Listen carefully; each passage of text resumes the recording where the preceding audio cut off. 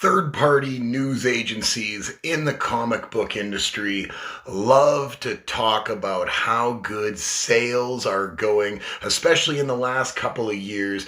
And to be honest with you, there was a period of time a couple of years ago, as the pandemic was first getting kicked off, that sales, when everything was still going through Diamond Distributing and numbers were being reported, that sales were up in the comic book industry.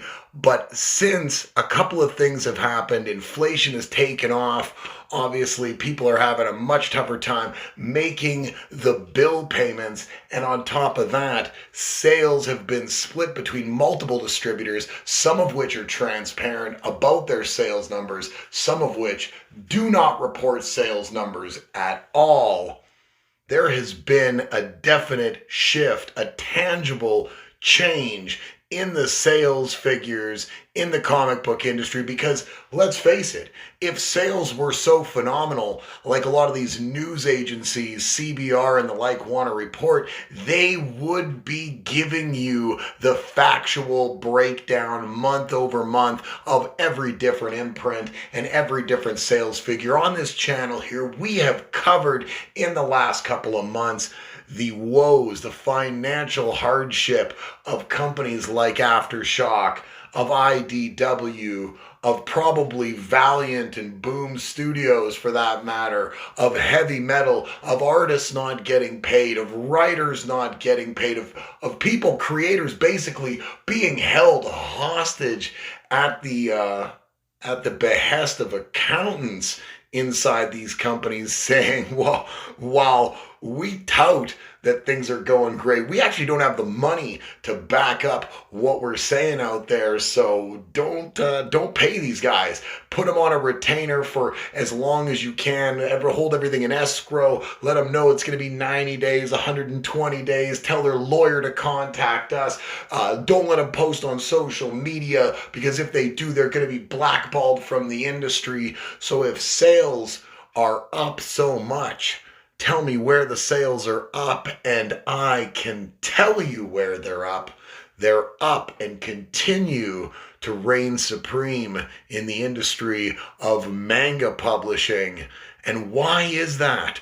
Why would it be that manga publishing, even in the United States and Canada, is the supreme leader in sales, in consumption by all the comic book reading public?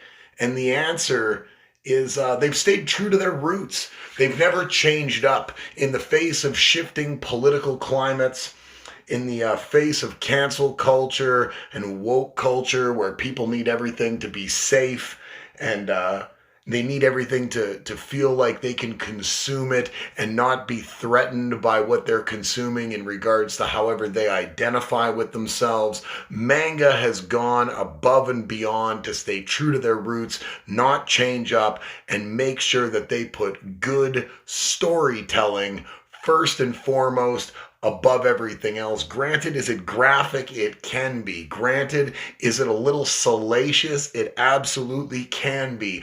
Are some of the females that are shown in manga a little bit an unreachable standard in regards to how people might see themselves in reality? Sure, but is that anybody's concern? It's not. It's fiction, it's fantasy, and manga seems to have captured the fiction and the fantasy and the hearts and wallets of the buying public quite well. They don't seem to be doing bad at all. Manga is running this industry. Don't let all these news agencies fool you. They try to tell you that American publishers, that Disney's Marvel, that Warner Brothers DC, that they're running the game. And sure, they've got some major characters. They do have the occasional story arc. Granted, major motion pictures can buoy a book for a period of time, but at the end of the day, when we're talking off the rack sales,